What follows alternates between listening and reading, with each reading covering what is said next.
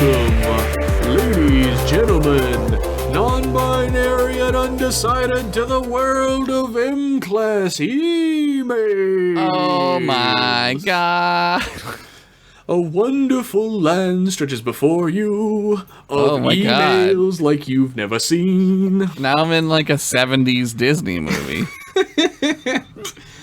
This is M-Class Email, where we read your emails, give you as close to an answer as we possibly can give you, and Yes, no, maybe. 69. 68? 68? We're going to give you an approximation of an answer or your money back, unless you're a patron, and then not your money back. I'm Jeff. I'm Josh. I heard a funny joke the other day. Do you want to hear it? Sure. Why was 69 afraid of 70? Why?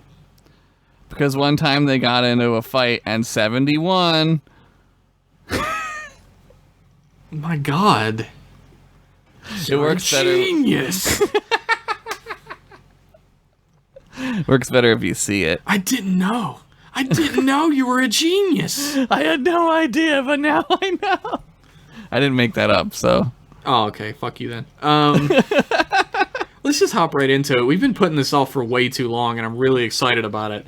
So Let's go. Let's hop into Asterios Kokonos' Letters to Starlog. Oh man, we're doing that already. Dude, oh fuck. I'm excited.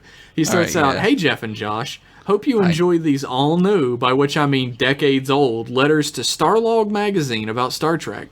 Hope you get some joy mocking these missives from nerds who are certainly dead by now. Signed, Asterios Kokonos. I mean, probably, I guess. Our first Starlog missive is from issue 13 from way, way back in May 1978. Oh, I was barely alive, meaning I was -5.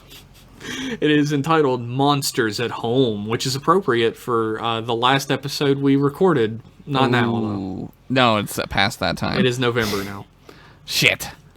I bought a subscription to Starlog, but my parents are very anti-science fiction for varied religious reasons. Oh, God. Nerds. I still live at home and work for my father, and when Starlog comes to our mailbox, my parents proceed to burn them. I now have my own P.O. box and would appreciate it if you would be sure to send all further Starlogs to the new address. Signed, name withheld for protection.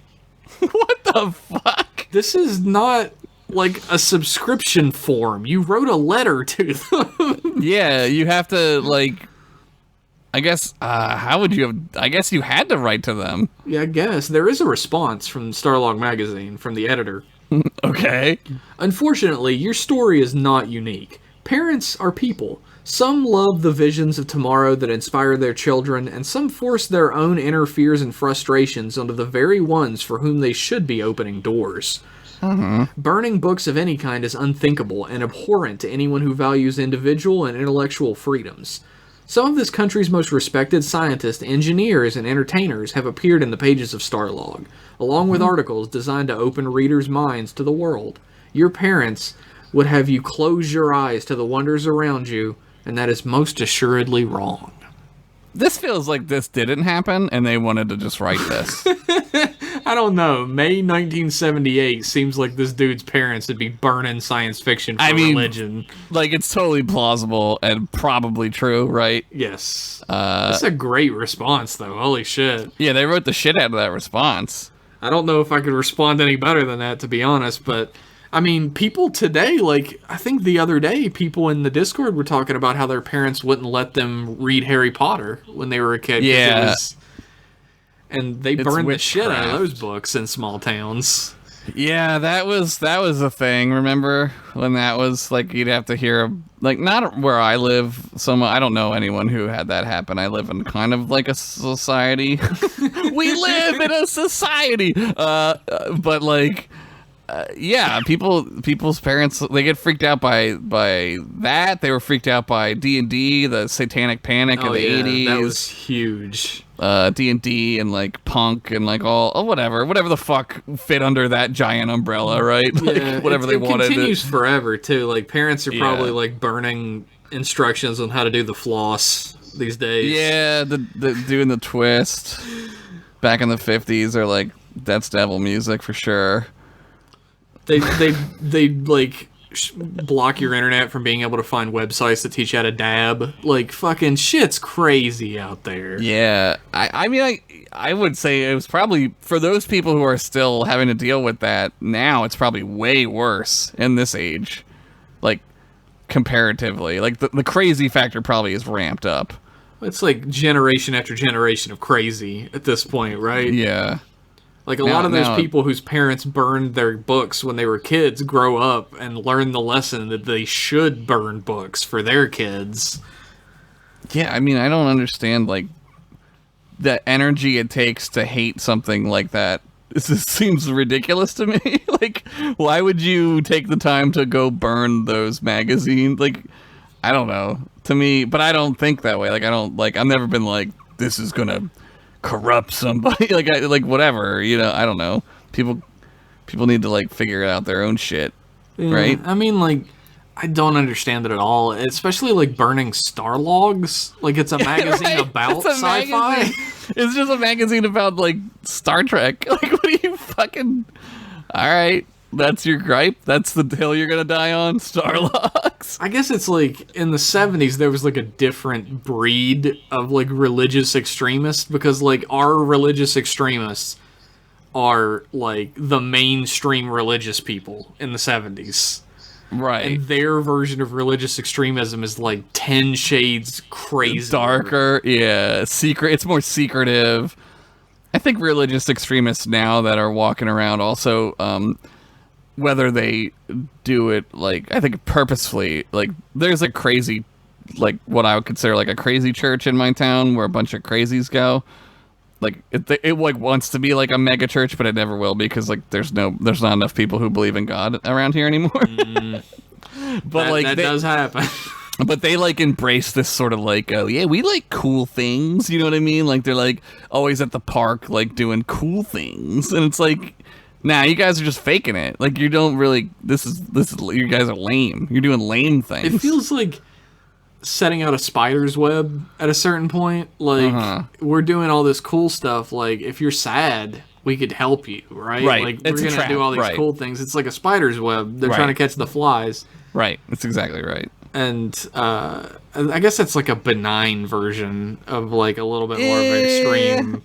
But I would say religious that thing. leads to, like, also, like, super messed up illegal activity, like molesting kids, and, like, that's definitely a thing, right? Yeah, like, I mean, like, there's no the denying Catholic, that. right? Like, That obviously happens. Like, well, it's I mean, true. I guess there is denying that, since that's what the Catholic Church is doing. Right. So. Right. But I think that these littler ones are also kind of using their perceived godly power to, like, influence young people into all kinds of probably inappropriate shit, right? I mean, there were rumors in Huntington about one of the churches, like one of the older churches, that it was like, it was very selective of who could be a member. Right. But they had these, like, basically gay conversion days. Yeah. Like, where you Right. could drop your gay kid off and they pick them up straight, I guess. Straight camp, got it. And it was just like a day, and it came to light, I guess, like, the rumors I heard anyway, was that they had, like, a basement where they would, like, brainwash these children. Yeah, they're, like, brainwashing kids. Yeah, no, that's legitimate. That's real. That I believe that happened 100%. I believe that. It was the rumor anyway. Like, I don't know anything substantial about it, but, like, I couldn't imagine what, like, the 1978 version of that is. Yeah, I mean, yeah. I mean, this is like 1978. This isn't even like 1958, you know, or like 1938. It's every 20, 30 years you go back, it's exponentially worse. It's just way, it's like 20 times worse. You get to the fucking, like, Crusades and the Inquisition and shit. Then you're like, oh, right, this is where it all came from. Yeah. This is the home base. Let's go ahead and move on to our next.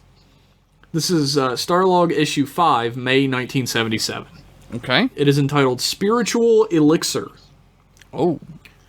I am 66 and have found that many people my age are just now beginning to come out of the closet and admit what an influence Star Trek has been on their lives. Oh, here we go. I had 2 heart attacks and had to retire before I could watch, and I believe much of the courage and hope that has carried me through 5 more attacks. Jesus! Hey, guy! Is attributed to Star Trek. Jesus, dude. That's a lot of heart attacks. That's so many heart attacks. Yeah, 1 is too many. You were on 7. Jesus. It's like that's crazy. I went to my first con this year in Los Angeles, and when I came home, I found that 3 of my grandsons were quite impressed and have since become avid Trek gazers. We didn't have Trekkies yet. Not yet, I guess. I took them and their mother to their first con in San Francisco. George Takei was there, and I asked him if there was any way to point out that people in my age bracket may not be here next year. 2 years is a long time to wait for Paramount to get off the bucket and start pouring the water. What? Wow, is that okay? Sure. What? Is that a phrase? I guess. We seniors are out here, and if there was some way we could be counted, I would want to be the first. I don't have any more time to waste waiting. Signed, Mrs. Fern Lynch, Santa Rosa, California. Wow. Well, Mrs. Fern Lynch was cool as shit. She's cool as fuck. I'm sad that she died right after finishing this letter of her 8th heart attack. She never got to see Star Trek, the motion picture, because of that letter killed her. Jeez. Picking up that pen was too much for her weak heart. I'm really glad that she got her grandsons and her daughter into Star Trek, though. That's awesome. Yeah, it's cool. They got to grow up in the 80s with all the movies and shit. That's rad, dude. That is rad. Could you imagine having good movies of Star Trek coming out? Wow. No, I can't. I don't know what that word is that you said. Good what? Thanks for that letter, Mrs. Fern Finch. We appreciate you writing in. Our next email, or our next Starlog message, is from Starlog Issue 5, May 1977. Okay. And it is entitled, By Any Other Name. Dramatic. This is to tell you how much the Springford Federated Association of Star Trekkers enjoys Starlog. Mm-hmm. We do have one item to which we take great offense. The label Trekkie. Oh, here we go. That term more correctly applies to teeny bopper groupies running after Mr. Spock's ears. Signed, Joseph C. Kessler, advisor, Wayne Bevan, communications officer, Pennsylvania. Hometown boys. So they write back. Starlog responds. Uh-huh. Alright, we give up. We'll call you whatever in the galaxy you want to be called. Though we don't mind occasionally offending someone, we do like it to be for a good reason. Therefore, consider the term officially changed, unless we just happen to be deluged with mail from people who like to be called Trekkies, ... It'll be switch back. Well, Trekkies was always the derogatory, but that documentary talks about that. How, like, I think the one guy's like, it's Trekkers. He gets real offended about it. I can't get that deep into that. Like, I can't. Yeah, like, who cares? I don't know. Whatever. That's literally, like, it just goes to show you, like, that's, like, what happens now, like, on Twitter, right? But these guys were doing it in May 1977 through mail to a magazine. Wow. Don't call us that. How dare you call us Trekkies? That's a teeny bopper name. It's like, what? Like I think it's funny that, like, they're chasing after Leonard Nimoy's ears. Like, dude, Spock was, like, the hottest fucking thing at that time. Like, there were so many fan clubs full of women that loved them. Yeah. Man, still to this day, like, if you talk to, like Trek fans that are into men, they'll tell you the hottest dude is Spock. It's Spock, not Kirk. Yeah. I mean, like, a lot of Terry like, Farrell is married to, or is engaged to his son. Yeah, I guess that's not even like a good consolation prize. Like, Poppy was talking the other day that she was mad Spock didn't win the hottie tournament. Yeah, I'm mad about a lot of that. Yeah, me too. That is not how I wanted it to turn out. Like, I mean, like I've always said, Dax is, like, Jadzia Dax is beautiful, and I understand exactly why she won, but I still think it should have been Kira. One. I think the male side is fine. I'm fine with the male side for sure. Like, that dude's cool as shit. I love that dude. Of course. Yeah. But I mean, I guess Spock would be better. Probably, I get it. I guess he's like the sex icon of Star Trek, I guess, right? Yeah, something about like a dude who can repress his emotions real good. Yeah, It just he's makes- cool. That's cool, right? Cool as fuck. Like James Dean cool. Yeah. Crash your car into a whatever and die. Yeah, that's the coolest way to die. Yeah, crashing your car is definitely one of the coolest ways to go. I just Drug realized overdose, not as cool, but up there, I guess. True. I just realized that there's like half an email more of these, so I'm just going to read one more before I hop to the next emails, and I'll come back to them. Okay. This is from Starlog issue 15 from 1978, and it is entitled Con Disappointment. Like Con the guy, or Con like the thing? Like Comic-Con. Okay. Having been to a few San Francisco conventions, I'm being an idiot. Having been to a few sci-fi conventions, it's SF. Oh, yeah. I would have said San Francisco. Having been to a few sci-fi conventions in my time, I have a pretty good idea of what a good con should accomplish. My friends and I came to the Orange Con believing that it would be of high quality, having been advertised in both Starlog and Isaac Asimov's science fiction magazine. Which I've got a couple copies of. I've got a couple copies of that. You do? Yeah. A couple issues. That's cool. Local television commercials made statements like 25 to 30 dealers and meet Spock. Could you imagine a convention with 25 to 30 dealers? And that's considered big? Yeah. 1978, man. We were happy to pay the $8 fee, but in the dealer's room, but in the dealer's room, we found a total of 12 tables. Oh, that's so much less than 25. The program advertised a Star Wars trivia quiz, but it was rumored that the organizer has lost the questions. Man, this is MagFest. Films were to be shown throughout the day, but I saw none. There was a game room which consisted of 3 tables and a chess set, signed Nice. M. Gall, with an address in Bradenton, Florida. Mm-hmm. What do they say? Starlog responds, "Go fuck yourself." Pretty much. They say there's no way for Starlog to check out conventions before they happen. We list all legitimate cons free of charge, but that does not constitute an endorsement. If you and your friends are disappointed, and it sounds like you have every right to be, remember the con producer's name and do not patronize him again. Right to that guy. Force these people to live with the reputation they build. Nice, Starlog. Fuck 'em, Starlog. Way to go. Kiss my butt. Kiss my 2 Klingon butts. Oh my god. You think they got 2 butts? Yeah, sure, why not? Why not? 2 dicks, 2 butts. Fuck it. Our next email is from Ben. Okay. It's entitled Some Campy TNG. Okay. And it begins, "My boys. Them boys. Them boys is here." Last episode, 2 episodes ago, not sure if this is going to get in before the next recording date. Wow, you're preloading that one. You were discussing the lack of campiness in TNG and made a good point about how TOS was campy as a product of its time, not so much by design. Mm-hmm. I've been going through season 6, and it's been on my mind that it really seems like that at that point in the run, it seemed like they were pretty eager to put out some silliness after 5 years of Star Trek as Star Trek. Mm-hmm. Remember the one where the main conflict for half the episode is that Riker is cranky until he learns he's actually been kidnapped each night in his sleep by creepy aliens we never see again? I do remember that one. Yeah, we just did that one. That's a good episode. I don't think that one's campy.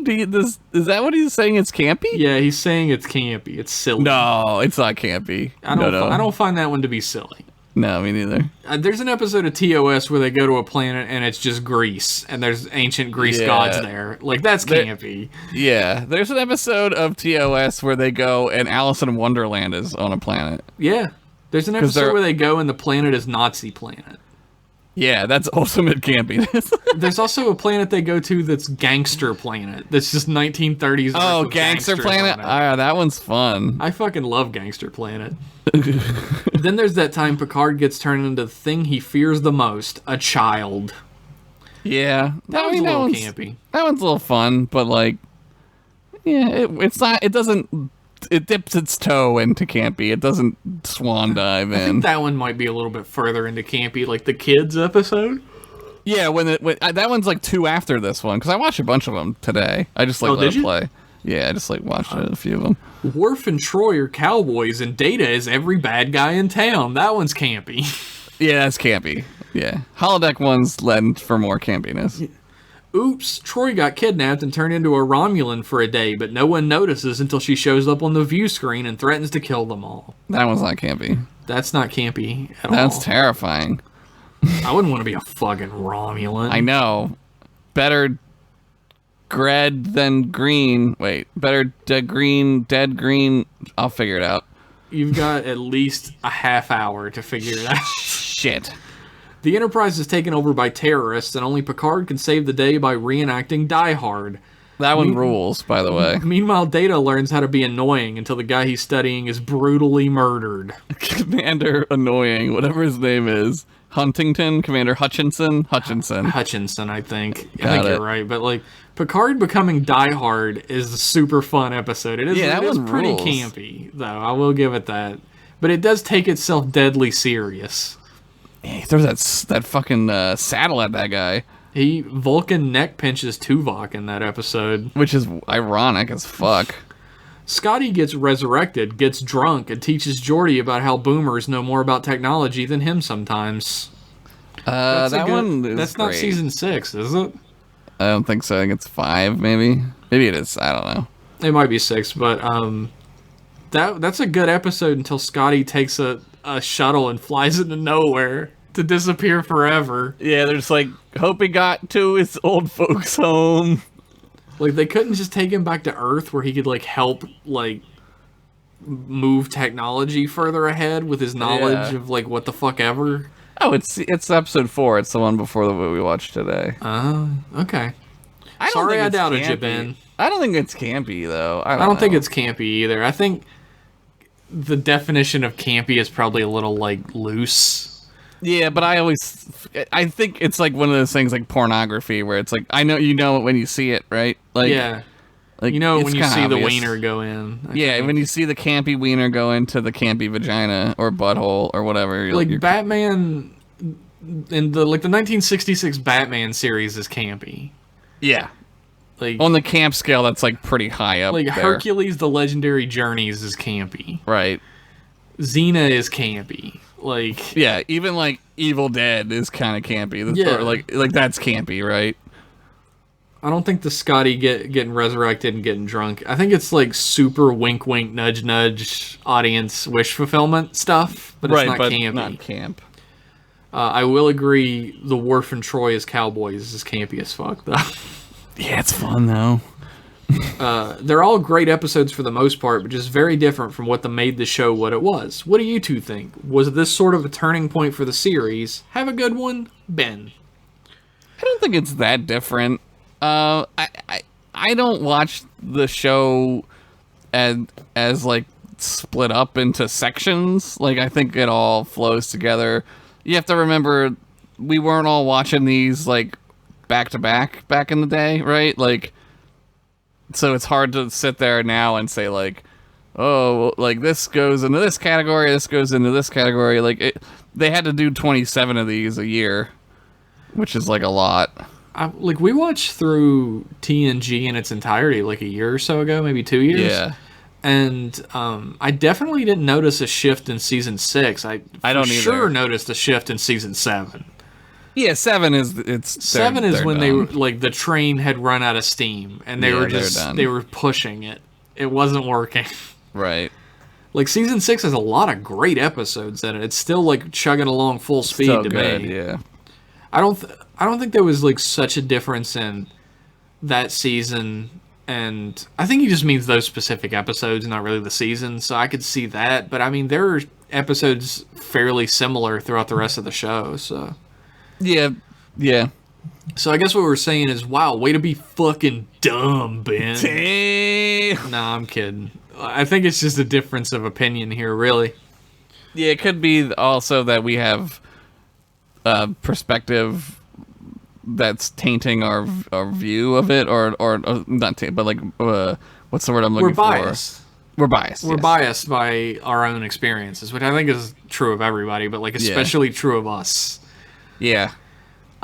So you could be right, Ben. There could have been like a strange resurgence of the campiness at that point. I think probably season 6 is when they felt the most free to do whatever they wanted. Yeah, the most comfortable to do, whatever. Like right. the series hadn't started taking its downturn like season 7.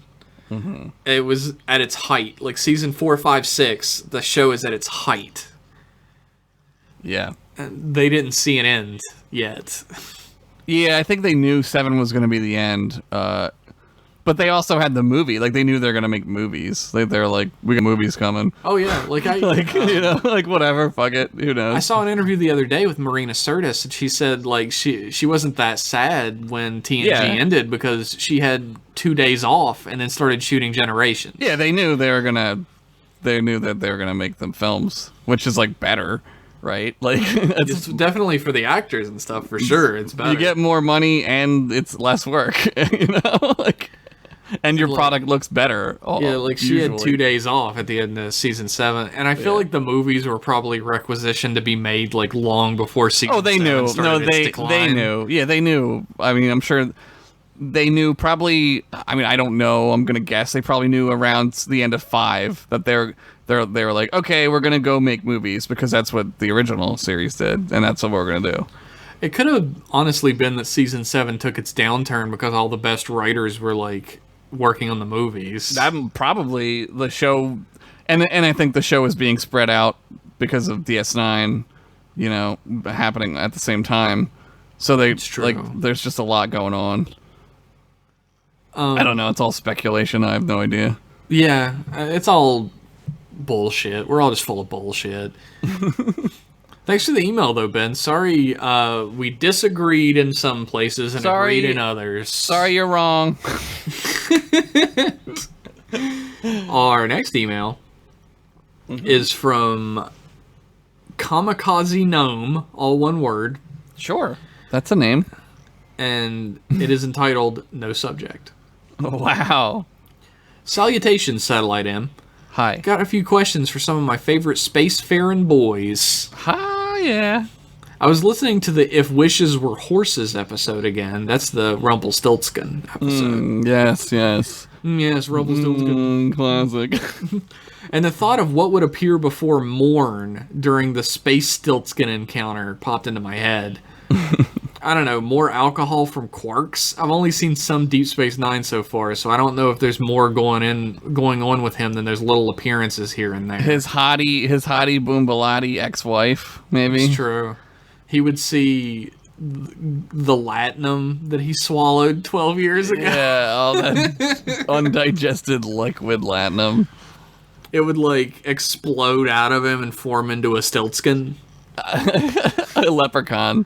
A latinum Stiltskin. A latinum con. Second and final is not Trek related. Have you been watching much in the way of spooky movies in honor of our Lord and Savior, the Great Pumpkin? May he lord over the universe with the All-Father Nagilum. We just talked about this. Yeah, so far I just got Black Roses, a heavy metal cheese fest from the 80s on my agenda. Very much recommended. Maybe some Takashi Miike next? Okay. Signed, All Hail Nagilum, Kamikaze Gnome. The Kamikaze Gnome loves Nagilum. Rightfully All so. Hail Nagilum. Nagilum. If you would like some recommendations for fun, silly Halloween films that we love, we talked about it. We talked about it for like 20 minutes. Yeah, head on back to the last 20 minutes of M-Class podcast. I'm sure it's like way too late for Halloween recommendations at this point anyway. It's November the 6th, maybe? 6th, yeah, November 6th, I think is today. In the future. Today in the future. Today. I'm not sure. I'm not going to look at a fucking calendar. What am I, a nerd? No, I don't even own one of those nerd items. But I deleted it from my computer just like I did fucking System 32. It says, get rid of it, System 32. Fuck off. It's useless. Everybody System go to your 30 computer screw. right now and get rid of System 32. Don't really do that. Do they even call it that anymore? I don't think they do. I think they probably do. Do you think so? Yeah. Thanks for that email, Kamikaze Gnome. Yeah, we talk about a bunch of I don't remember them. So what's a good November movies? Good Love November movie. Love Actually's up there. Rom-coms? Is that a November movie? My mom really likes Enchanted Marigold Hotel. What is that fucking Longmire? movie? My mom doesn't like Longmire. My mom's like cool enough for Longmire. Longmire is a great November movie.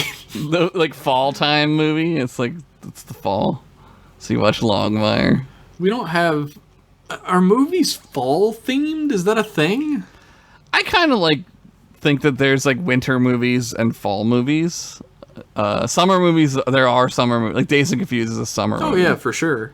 Fall movies, like a winter movie. Like a lot of people say, like they watch The Shining on Halloween, but I watch it in the winter because it's fucking cold. It's winter time in the movie, you know. Yeah, for sure. I don't know, fall movies. Winter movie, The Krampus. Jack Frost. Yeah, Ghost Dad. It's a good Halloween movie. Ghost Dad.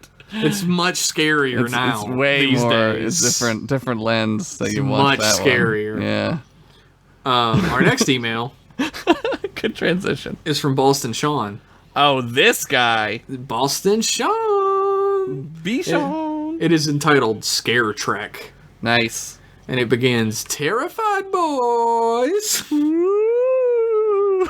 Big fan of holiday specials here. Let's play some Pitch It or Ditch It. Oh, fuck yeah. TOS, a regular episode, except it occurs during the Enterprise's costume party.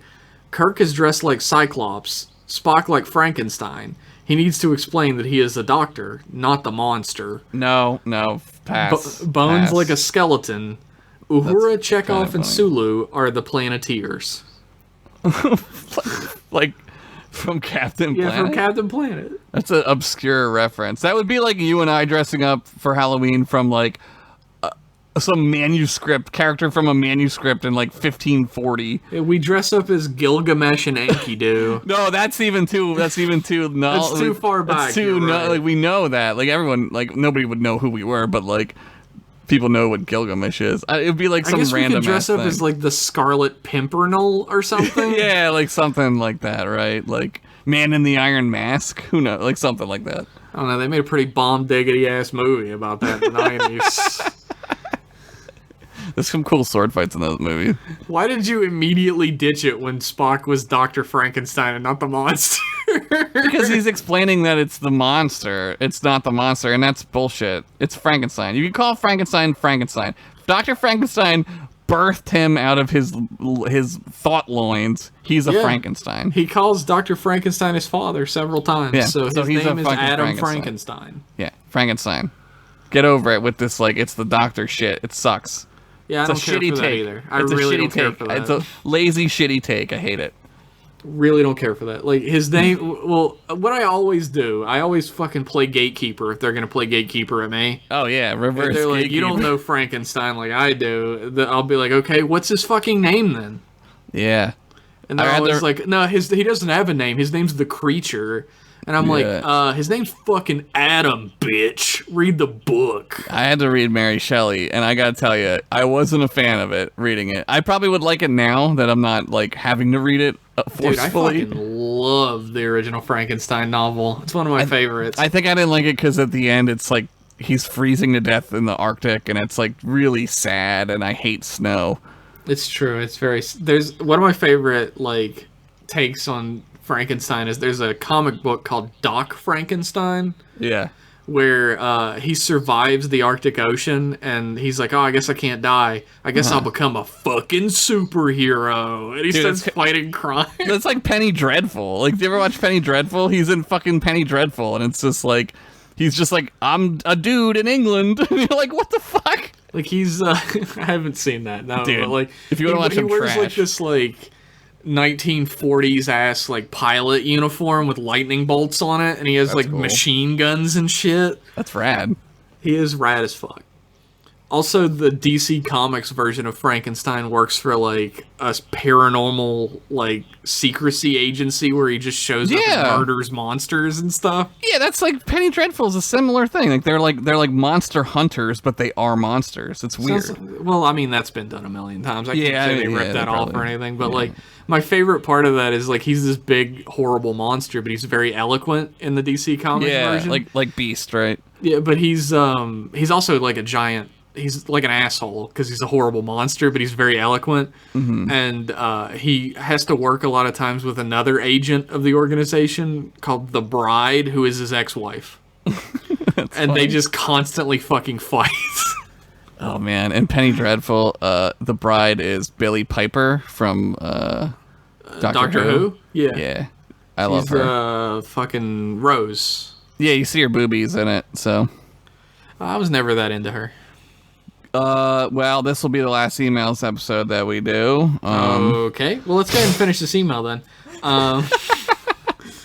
TNG. Well, did we pitch or ditch that? I'm ditching it. I like the idea that it's like, I like overt, ridiculous, sitcom-y Halloween episodes. I think they're fucking great. So I'm going to pitch it for that. I'm going to kick this up. Okay. Spock and Kirk are wearing the same costume, but nobody knows. And they keep mistaking them for each other. Oh, like Burke and Kirk. Yeah. Like Spock and Kirk are both wearing like Zorro outfits. Yeah, they have a mask. Everyone thinks they're the same guy. That's funny. And they keep like Kirk is trying to get it with this lady, right? Right. And every time he goes in another room, he's like, "Oh, I'm getting called to the bridge or whatever." Like Spock shows up and he's completely emotionless and brushes her off and fucks it up for him. And she thinks like he's playing like this game, right? With her heart. Yeah, she's getting mad, and then like Kirk has to come back and try and smooth it over. Yeah, and when he like, finally does, he gets called away again. Oh man, comedy gold. Oh god, pitch it. 8,000 pitches. Comedy gold. Cha-ching! You hear that? That's money. It's the money in the bank, baby. Thank you, CBS. Thank you for selling our shirts soon, I guess. They definitely like said they were licensing our shirts so we wouldn't sell them anymore. Yeah, and now they're not going to. TNG, Worf believes that evil spirits are haunting him on the Enterprise.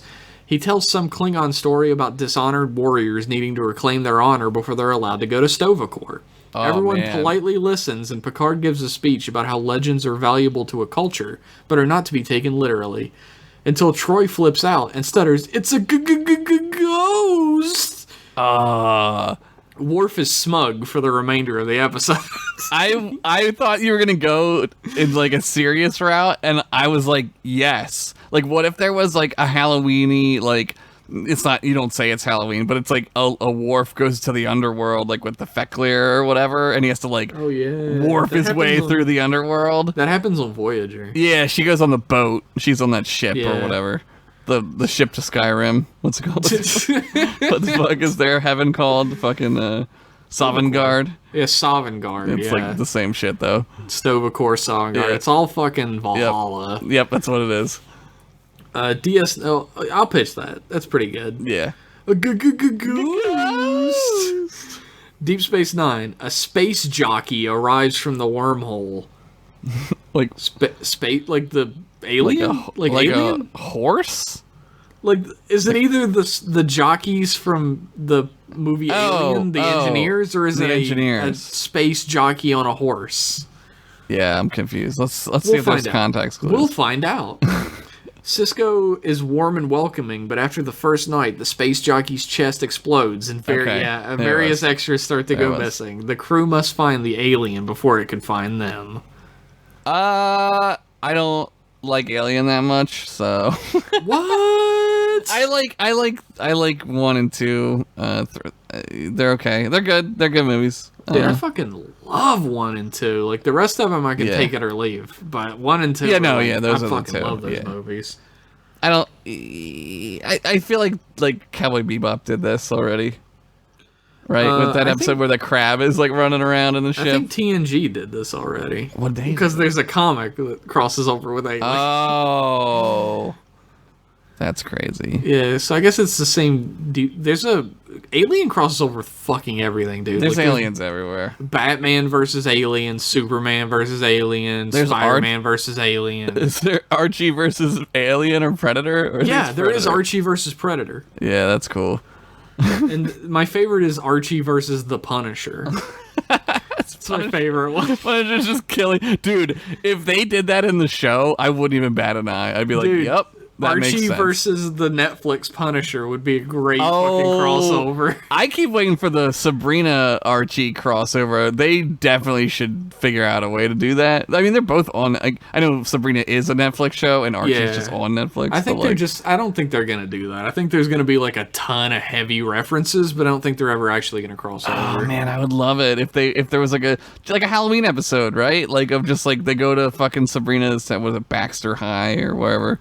What they should do is just have Sabrina come to Riverdale and spook everybody with her witch powers. Like she comes to Riverdale because like maybe she let like a goblin out. There's a goblin. She has to go get a goblin. She has to go. The goblin went to Riverdale, so she has to get the goblin before her aunts find out. What if she invents a witch jetpack or quote unquote broom?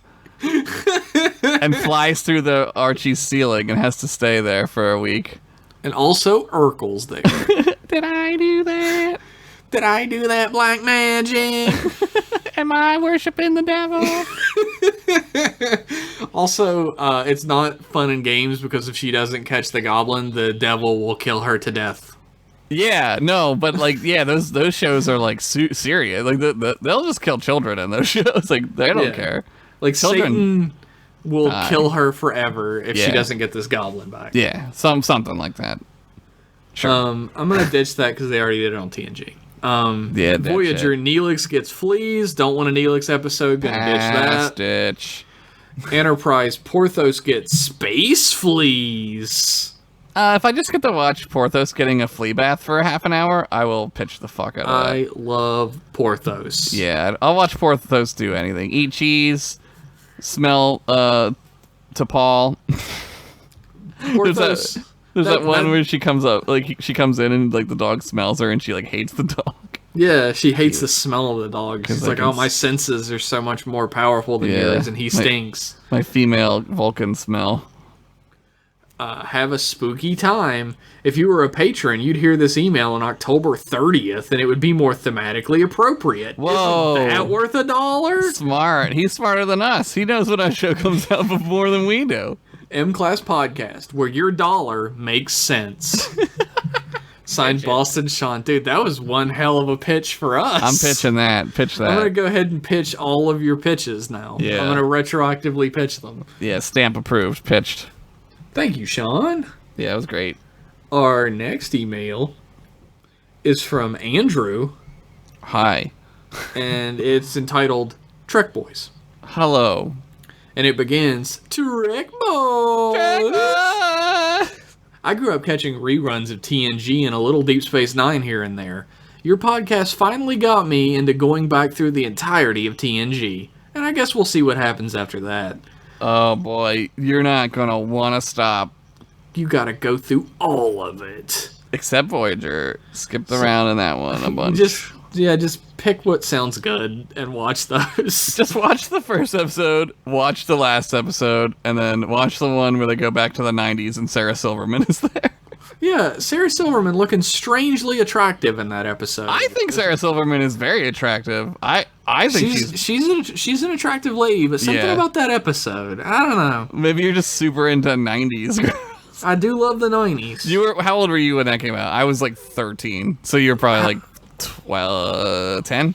10. Yeah, you're 3 years older than me. Yeah, so you were probably like, I'm feeling some feelings right now. Yeah, I don't understand what my peep's up to, but it's up to something. My wiener's getting past hard or future hard? I don't know.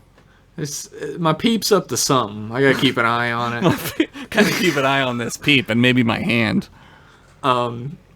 So hopefully this question hasn't been asked before, as I'm watching the TNG podcast whenever I view the corresponding episodes with some random email episodes as I go.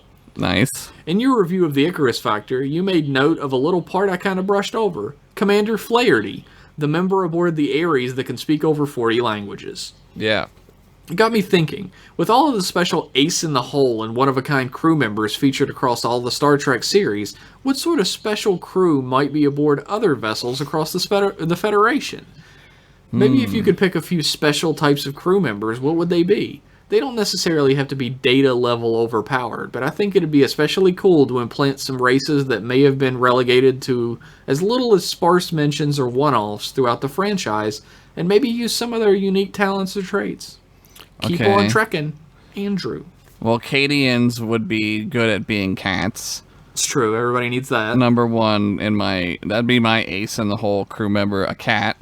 Get some Tellarites, dude. Tellarites are like... Yeah, engineering. They're good at it. Yeah, they're like super Scotties. They can duct tape your fucking shit together and make it go twice as fast. Yeah, they're like really good engineers. I don't know, like... It's tough coming up with superpowers for these regular characters, right? Like Troy obviously is empath. They all are because they're Betazoid. Data's a robot, right? So he's just the only one. That's what annoys me about the JJ shit, where they have that other robot, that whatever the fuck that guy is in the movies. Oh, they have robots. There are robots in TOS. Yeah, but they're not like crew members. No, but I mean, like, the thing that sets Data apart from, like, other, like, robots is that he has, like, such a high cognitive ability, and, like, he could even learn AI. emotions as he goes along. Like, well, they're AI as well, but they're much less, advanced. Yeah, I don't know. I get weird. Now we have a Frieza. Yeah, the Frieza's a cyborg, apparently, even though it looks like Star more Wars. of a robot. That's Star Wars. Like, now you're getting into fucking Star Wars. Like, that's what bothers me about it. Like, well, the thing about the Frieza is, like, even during TOS times, if you lost a body part, they would just make you a new one. Yeah, they could just give you a new eye or whatever. Like, they don't need to make a robot eye. It's dumb. Like, it's fucking dumb. Like, she's made out of, like, polyplastics and shit. Like, they can just give you a new body. And why wouldn't they, like, cosmetically, like, put, like, hair on you? You know what I mean? Like, unless you were like, make me look like a fucking cyberpunk. But, like, make why? me look Frieza as fuck. I really love Dragon Ball Z. Like, well, I don't know, man. I don't... It's dumb. I think it's dumb, and, like, nobody, like, thought it through. They were like, yeah, it's cool, but it's not. It's dumb. If I was gonna go Dragon Ball Z, I think I would be a Piccolo. Yeah, you could be like a green Andorian, just a Piccolo. Yeah, cool as fuck. Yeah, that's cool. With your muscles showing through your body in a bunch of different spots. And you're wearing like a cowl that weighs 1,500 pounds or whatever. Yeah, you throw it and it makes a fucking crater in the ground. It breaks a limestone and granite. It's so heavy. I love that part where he takes it off. He's like, "See, Goku, I could beat your shit so easy." And Goku's like, "Oh, I'm wearing the same thing." He takes his off. Yeah, that's so good. I love it. So, like, I feel like really the most useful person is Data, because he's like he's a supercomputer, but also the strongest guy ever. Yeah, he's got a bunch of great stuff. Speaking over 40 languages doesn't really help you in this world anyway, because it's fucking universal translator. Like, that's true. Who cares? But like, this reminds me of, like, I forget who asked me. Maybe Spivsy. Yeah. He asked me, like, and I think I probably talked about this last episode, about, like, what would happen if, like, Superman had landed on Earth in Russia? Like, Star Trek future. Oh, yeah. And, well, I mean, there's a comic. The Red Sun, yeah. That's a good comic. Yeah. But, like, he lands in the Star Trek future, and I had this whole idea that of course he would just join Starfleet and be like, "Hey, I'm a Kryptonian." And they'd be like, "Okay, cool." Right. But, like, talk about a fucking super useful guy. Like, "Oh, we're being attacked. Clark, go out and fucking punch that ship." Right. And he'd be like, "Cool." And he'd fly out and he'd fucking punch the ship. And, like, the Romulans on board would be like, we give up? Yeah. And he'd be the only one left, right? So you'd just be like, we got him. Yeah, man. I mean, eventually, I guess the Romulans could break, like, the Phantom Zone criminals out. Like, yeah, Zod they would. and shit. They'd get Zod. I don't Zod know. would Superman take over the fucking Empire. Didn't Superman laser beam him to death or whatever the fuck he did? Broke his in neck that or great whatever. movie. A great new movie. Yeah, that movie's great. That's Man of good. Steel, dude. Like, I was so excited for that movie to come out, because, like, I was like, "Oh, finally, they're gonna do another good Superman Another movie." good one, right? And they did not. Marvel made a good Superman movie called Captain Marvel. Yeah, it's true. That's like the best Superman movie, but it's Captain Marvel. Well, the best Superman movie is Superman. One, especially or when two? Especially when he turns that world around. Love that part. I like two. Two's good. Two is great. Two is a great movie. Two's the good one, right? I love them both, honestly. 4 is really good with the guy from Russia or the Sun guy or whatever. Nuclear Man. Nuclear Man, yeah. Did you know there's a part cut out of that where like they make a pre-nuclear man and he's Frankenstein and Superman fights Frankenstein? You can find the footage on YouTube. Like, is he like supposed to be like Bizarro or something? He's supposed to be Bizarro, but he's dressed like Frankenstein and he acts like him. All right, I want to watch that right now. That movie, we used to watch that movie all the time, but only because it's like one of the movies we had. You know? It is. Superman 4 is fucking terrible. It's but horrible. I would watch it any day over Superman 3. That movie is so fucking boring. Three is stupid, and it sucks because fucking Richard Pryor's in it, and you're like, you just wasted Richard Pryor. Richard Pryor should not be in your PG movie anyway. Yeah. But yeah.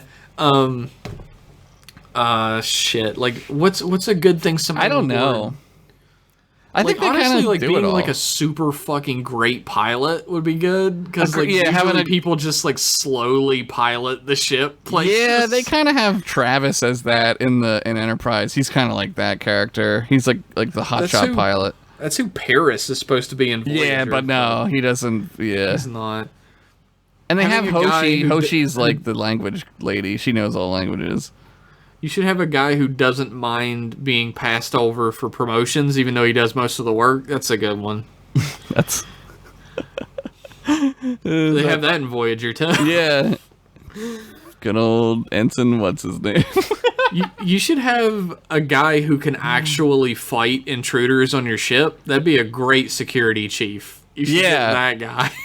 I like that in Enterprise where they get the Makos. They like have these like army guys, and they're like, should we even have this? So like, they're like indifferent. Like they're having a discussion about it. They're like, I don't know if we should have these guys.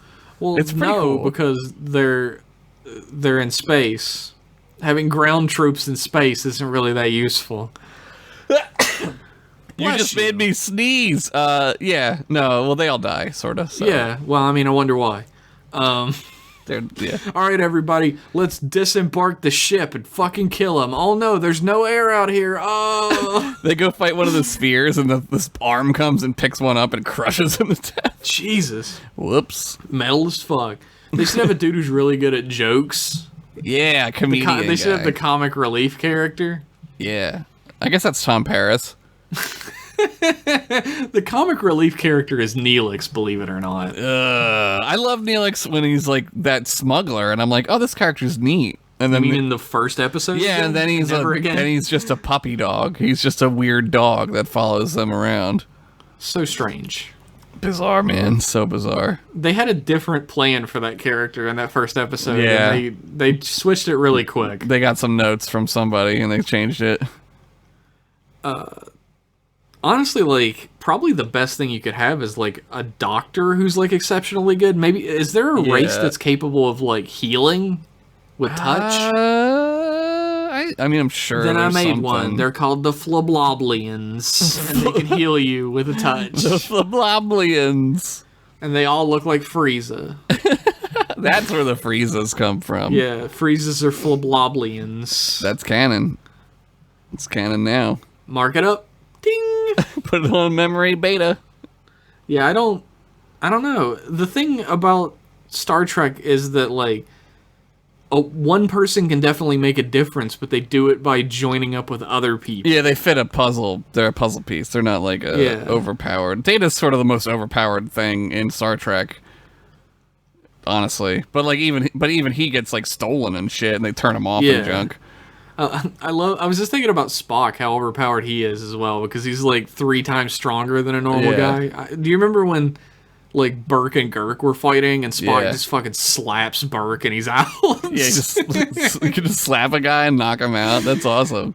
he just has that Vulcan nerve pinch as well, where he can just put you the fuck down instantly. Drop you quick. That was like No Vulcans to me, in that MMA. feels like a tabletop, like a D&D game where like they were like, all right, well, how do they get out of this one? Well, I'll give you this ability where you can like grabs someone's neck and it knocks them out. Well, that's all that this stuff is, right? That's all any of it is like how do I get this story? How do I get this character out of this story? Like, Yeah, he's like, how do I get out of this? So you've got this Vulcan nerve pinch thing and it knocks him out. Right. And then the player's like, then that means it knocks everyone out, right? And the DM is like, fuck. Yeah, because you can't say no, right? There's no rules. Now it works every single time that way. Even Captain Picard can do it, I guess. Yeah, apparently, like, anybody can do it if you just learn it. Yeah. It's not like a special Vulcan thing. Is it real? Has anyone tried it? It's real. You can definitely do it. Is it like the 5-finger death punch or whatever, the 5-palm exploding heart technique? Yeah, that one's real, too. 5-finger death, that's like a band. It's a band, yeah. There was a dude at my work, this like giant fucking prick that I worked with. Well, yeah. At the roofing company, and that's the only band he liked on Earth. He went to every show they ever did. There's a healer in my ESO guild named 5-Finger Death Heals, which is a pretty funny name. Thanks for that email, Andrew. Sorry we didn't answer it. Yeah, that one's tough. I don't know. We'll come back to that one. No, we won't. Our next email. Our next email is from Jack Carpenter. Oh, handsomeness. And it's entitled Track Attack. Track Attack, okay. Right. And it begins, hey there, Treksters, it's me, ya boy. Happy spooky time. Please do not call me Treksters. I'm offended out of my goddamn mind right now. We're called Trek Boys. Trek Boys, please. Dear magazine subscription. We are not teeny boppers after Spock's multiple dicks. Yes. We are Trek Boys. We're serious about this. What are you being for Halloween this year? Also, Sad. Have you ever been a Trek character for Halloween before? Yeah, I think I told this story on the. I mean, I'm sure I have. I had a Star Trek uniform, and I wore it when we played like concerts and shit.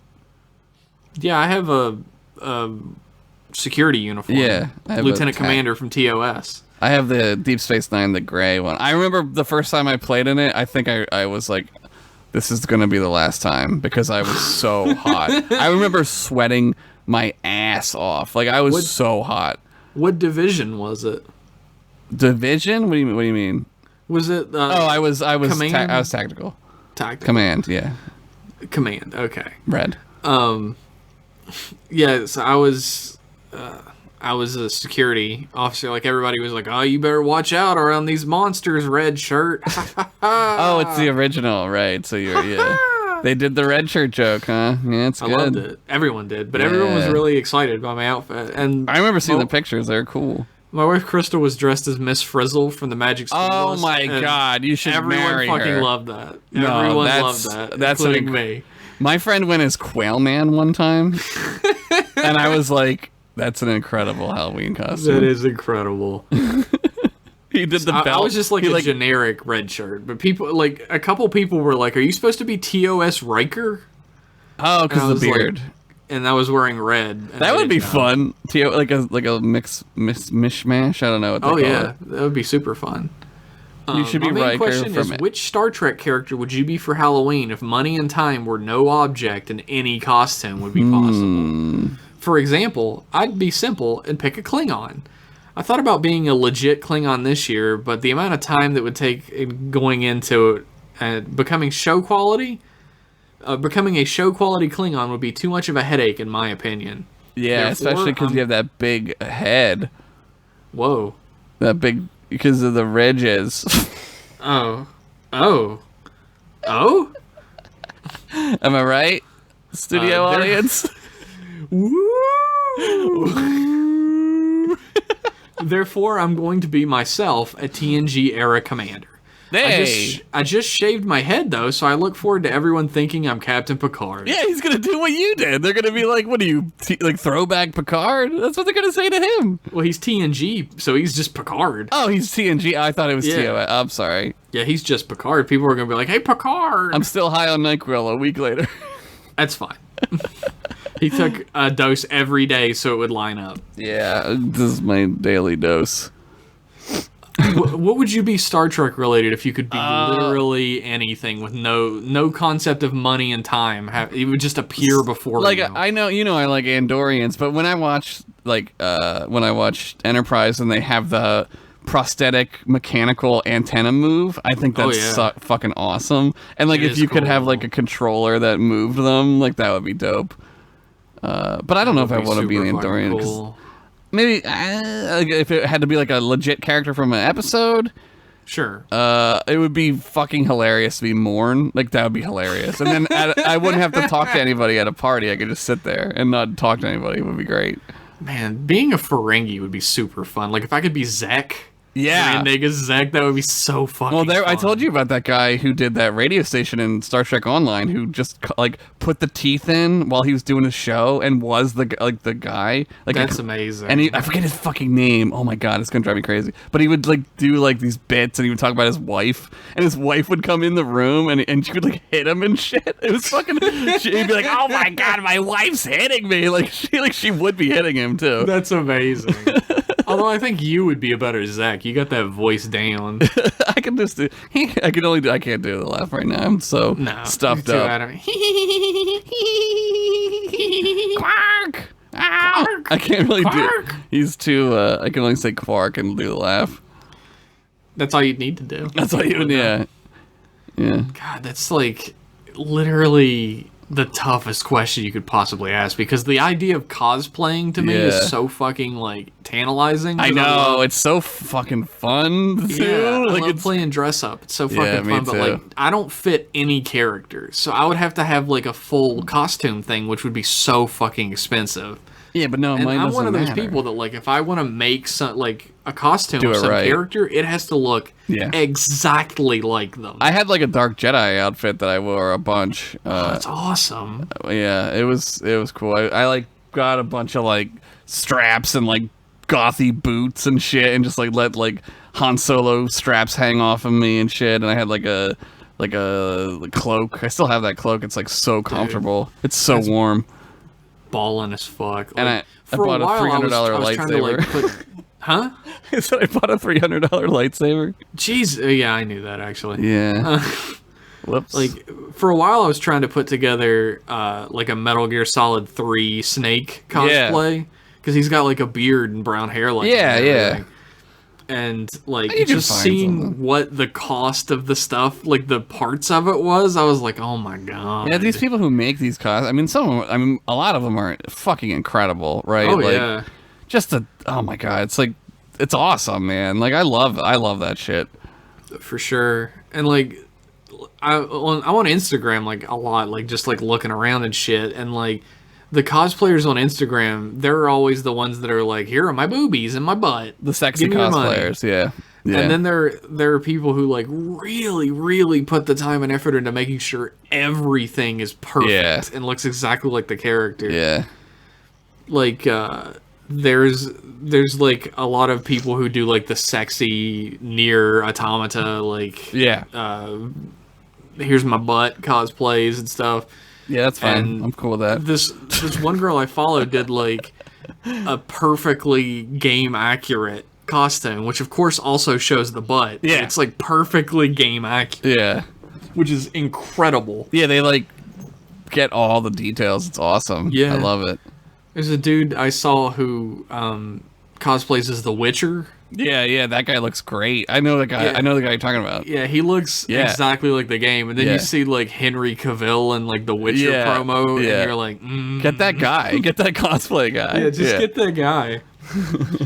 It's crazy. I would love to be one of those people who's like has a character then just cosplays as like all the versions of that character. Right. There's that porn star, like April O'Neil. her porn name is April O'Neil. Yes, I've heard of this woman. I have heard of April O'Neil, both versions. Yeah, she only cosplays as April O'Neil, basically, right? But there's people who do like April, like, or they do Rogue and then do like Savage Land Rogue, or they do like every version. 80s Rogue, not 90s Rogue. Yeah. Like, it would be so fun to do, like, all the different Solid Snake versions, because he has so many different outfits and shit. Yeah. But, like, I do not have the physique or the face. We'd have to hit the gym hard. We'd gotta go to the gym. Like, I'm not a hefty boy or anything, but I'm definitely not a rock hard abs. Yeah, we'd have to start doing, like, all kinds of crazy setups every day. Yeah, I don't have the diligence for that. Too lazy. So I don't cosplay, but like being a Klingon would be super fucking fun. Yeah, it would be cool. I'd do anything, honestly. I wouldn't care. Would you be the Click-Clacks? Oh, yeah, I'd be the Click-Clacks. Fuck yeah. People would be like, what are you? And I'd just go... How would you get around the convention with those tiny little steps? It would take me forever to get back to my room. I'd be like... Which means, like, hold the elevator. And I'd be like... Boop, boop, boop, boop, boop, boop. They're trying to close it real fast. God, the Click-Clack is coming. The Click-Clack. It's going to take my arm off. Put it back. That would be great. I don't know, man. That's tough. I would love a $300 lightsaber if I could get one. Well, good news, Jeff. I have two. Don't lie to me, Josh Henderson. I bought them several years apart. I think that site is still up. The Saber Forge? I went to Park Sabers. That's probably still up. I look at the Saber Forge sabers all the time because they're actually made out of metal, and I'm like, yeah, that's what these are. These take like 6 months to make these fucking things. Yeah, that's how all the reviews were saying that. Yeah, they got a bunch of new ones. Really, like, all I would really want is like, I want all the uniforms. I want all the Starfleet uniforms. Yeah. Except I don't want Season 1 TNG. And I don't want... I don't know, fucking... I would take Kirk's Admiral uniform from the motion picture. That's a pretty cool uniform. Yeah, those are cool. I like those. So yeah, one of every Starfleet uniform, please. All in operations colors. That'd be awesome. Please send them to my house, Jack. Thank you. Yeah. He finishes up the email by saying, anyways, thanks as always, bros. Hope your Halloween is super spooky. Signed, Commander Jack Carpenter, USS Virginia. I pooped my pants. It's too spooky in here. Oh my god, he's pooped his two butts. What are we gonna do? My two butts made poop come out of both butts. Oh no. So, looking at my Gucci, it's about that time. So your Gucci? You're looking at somebody's Gucci? Are you on that April O'Neil site again? Oh my god, you know that's not what I meant. Our last email is from Abe Arcos. Okay. And it is entitled Bring Bigfoot Home. Okay. And it is from Bigfoot Liberation Front at an emailsite.com. Were we talking about Bigfoots or something? I think very possible. I think there was something about Bigfoot. I don't remember. God, I don't know. We talk about so many stupid things. Hello, officers Henderson and Pennington of Satellite M. Okay. All right. Greetings. Finally some respect around here. What follows is an encrypted message. Note to encryptor, be sure to encrypt this message. When you have done so, delete this sentence. Off to a good start here. My name is Comrade Abraham Arcos. Whoa. That is not my true name, but I have obtained one of your Federation's universal translators to assist in composing this leader. Nice. It needs some refining. I am a spokesfoot of the Bigfoot Liberation Front. Perhaps you need a moment to process this information. You just blew my mind. I didn't even know Bigfoots were still around. Spokesfoot? Liberation Front? Bigfoot? Letter? I am? It is my understanding that our people are legends on your home planet. Yeah. This is not by accident. Okay. We're opening the X-File on this one. Thousands of years ago, we sent one of our kind to aid evolving humans. However, you didn't really help us. You kind of just hid in the woods. Yeah, way to fucking suck, bro. Yeah. However, the Bigfoot High Command, our long-standing enemies, sent a weaponized Yeti to halt his process. Weaponized Yeti. We were able to contain the Yeti in the Himalayas using force fields. What? We have kept our existence secret for millennia, but as we have observed the force fields breaking down, the time has come for us to reveal ourselves, to retrieve our brother and any offspring he may have sired on your fine planet. Oh my god, with what? Otherwise, he may be assassinated by the Bigfoot High Command. Okay, so there's a Bigfoot High Command, and it's against the Bigfoot Liberation Front. Got it. I think I got it. This is some deep-ass Bigfoot lore. I didn't even know there were force fields in the Himalayas. Oh my god, this is a great fucking joke. Get ready for this. Our home world, Yeti Alpha 5. All right. Yep. Okay, I'm in. You know what? I'm in. Has been torn by conflict between the Bigfoot High Command, who can't stop putting stank on it, want to remain separate from the galaxy at large, and the Bigfoot Liberation Front, who want Netflix and chill. I believe is the expression. Yeah. To engage in peaceful interchange with the peoples of the Federation. We have contacted Satellite M to ask that you relay our message to warn our brother. We are already fugitives, though we have, as your translator suggests, kept it on the low. Nice. We call for the Yeti emancipation of all Big's feet, and to bring Bigfoot home. Okay. Yours in Galactic Crypto Brotherhood, Comrade Abe the Babe Arcos. I quite enjoy the options on this translator. The 21st century was a most creative time for your peoples. Yes. We almost killed ourselves, but that's fine. Perhaps there's something we've done recently that involved a lot of 21st century culture. Perhaps. Being used by a Star Trek character. Perhaps. So, I already deleted this by accident, so I guess I can't forward it onto Earth. I'm sorry. Whoops! Bigfoot stays! Also, he's our Bigfoot now? Get your own? Yeah, what's, like, the rules on, like, the Bigfoot if he lives on the planet for a certain amount of time? Like he's our Bigfoot, Who right? gets custody of the Bigfoot? Can he see us on weekends? Every other weekends? Also, how fucking old is this Bigfoot? You said you sent him thousands of years ago. He's old.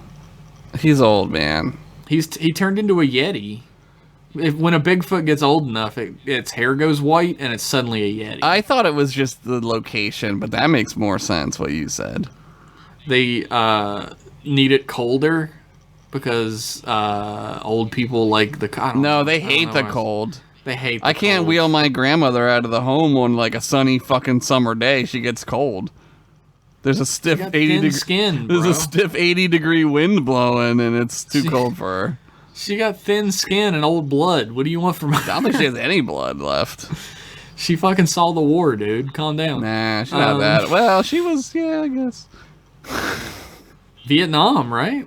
Well, yeah, she was alive for that one, yeah. Yeah, that was a war. That was a conflict, We've seen Jeff? we've seen the war actually. The big one, the Several. endless one. Yeah. Several wars. So I guess I'll go into my trash and get this email. Like I'll look in the trash file and see if it's in there. Yeah, recycle. Don't empty the recycle bin. yeah, it's in there. Let me go ahead and hit 4. I've deleted it. Oh no. Where do you go to get the deleted email that you delete out of your trash can? Time jump back. Time skips. All right. Let me. Shit! I deleted System 32. I guess the podcast is over. All right, let me take my computer into the shop. Fuck, I dropped it into some Jell-O. Why was there Jell-O? Here, let me see if I can get the Jell-O off of here with... What? Now you're eating Jell-O and I don't have Jell-O? Put your computer in some Jell-O and eat it. I don't have any. I don't have any. That seems like a problem. Yo, you know what's delicious? Vanilla snack packs. Fuck, dude. Yeah, that is pretty fucking good. Like, vanilla pudding in the snack pack? Oh my god, damn. It's real fucking good, dude. It's Snack amazing. packs are pretty dope in general, yes. honestly. I could probably eat 50 of them. You ever, like, had banana pudding with Nilla wafers in it? You're talking to the Nilla Wafer King, dude. I love Nilla Dude. wafers.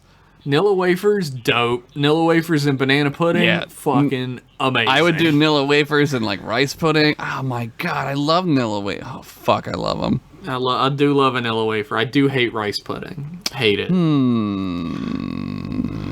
That means more rice pudding for you. Yay! It's fine. Rice pudding. We do have an entire deck aboard Satellite M that is rice pudding. Oh, there was an accident. I just swim around in it like Scrooge McDuck. You can eat it while you swim too. I'm so full now. Gotta swim more. That's how you keep fit, dude. You keep swimming. You swim in pudding? Through the fucking pudding. It seems like a more goes in than comes out situation, but... Yeah, we used to have a deck of ice cream too, but that got fucked. I got fucked over. We don't have that anymore. Can't have nice things. Can't have nice things out here in the middle of nowhere in space. Above this dune buggy planet. You can have dune buggies though. You can. It's pretty nice. Sorry about whatever Bigfoot thing. I can't see the email anymore, so I don't really remember. Yes. But sorry about your Bigfoot. He's ours. Sorry, not sorry. Yeah, like he's my boo. Yeah. He's over you. New phone, who des? My Bigfoot's over you. All right, Jeff. You're just rattling off a bunch of shit that I love, and I'm like digging it. I'm like hard digging it right now. Nilla wafers, Newfound Glory, Bigfoot. That's all the time we have tonight. I'm sorry if we didn't get to your email. Maybe you sent it in too late. Maybe it got deleted by accident along with Bigfoot. Mm-hmm. But we appreciate everybody who writes in. If you'd like to become a part of this podcast, you can write in to mclassemail@gmail.com, and we might end up reading it on the air. Maybe. You can also follow us on Twitter at mclasspodcast. And become a part of our beautiful patron family of people who are just generally better than other people by heading over to patreon.com/mclasspodcast, where for as low as $1, you can support what we do and keep this show on the air of the intergalactic airwaves. We're going to buy Nilla wafers with your money. God, I need some Nilla wafers. It's been so long. Here's a story, quick story before we go. I went to the grocery store to buy fucking snacky foods and shit. And this old ass butthole was in the middle, in between me and the Nilla wafers, and he wouldn't fucking move, so I forgot to get him. Fuck that guy. Wow. Fuck that dude forever. I hope he's dead. I know this dude. His name's Bigfoot. I'll fucking send him over there, and he'll take care of that dude for you. Ah, you're cool, man. Thanks.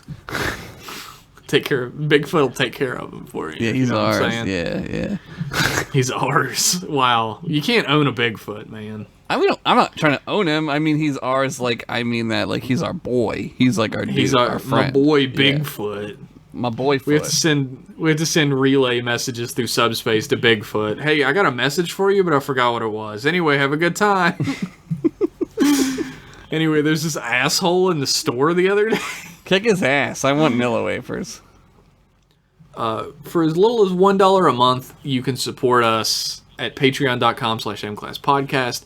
For a little bit more money, you can receive this show, M-Class Email, a week early, and also have access to Jeff and Josh Shoot the Shit, a podcast where we shoot the shit and you listen. It's about literally anything except Star Trek, although it also ends up being about Star Trek sometimes. A lot of times it ends up being about, like Lord of the Rings.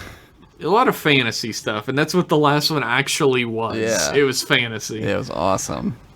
That's the $5 level. At $10, you get all of that, plus you get access to Jeff and Josh Talk Over Movies. Yeah. A commentary track series, which includes Rumble in the Bronx and the seminal classic Beastmaster 2. Oh, God, it was so good watching that good-ass movie, Beastmaster 2. It was so good. There was nothing bad in that movie. No, it totally was the best movie. It definitely holds up. It doesn't seem dated at all. Nope. It's really good. Special effects on point. There's a There's a lot of other rewards, so check out patreon.com/mclasspodcast. There's a ton of other rewards you get at different levels, and rewards that you get at the levels we already talked about, so check that shit out. At a certain level, I come to your house and tuck you in at night. He gives you a hot milk toddy. That was from the other podcast. Here's a Nilla wafers for your sleepy time. Don't get crumbs in your bed. It's terrible. I don't want to wash the sheets. I don't know how to put the sheet on the bed. It's fucking weird. It's like the bed sheet is weird. Don't poop in the bed after you eat the Nilla wafers. If you're pooping after Nilla wafers, you got a sensitive ass stomach. All right, everybody. We will be back in a week's time with more M-Class goodness. Bye. Bye-bye.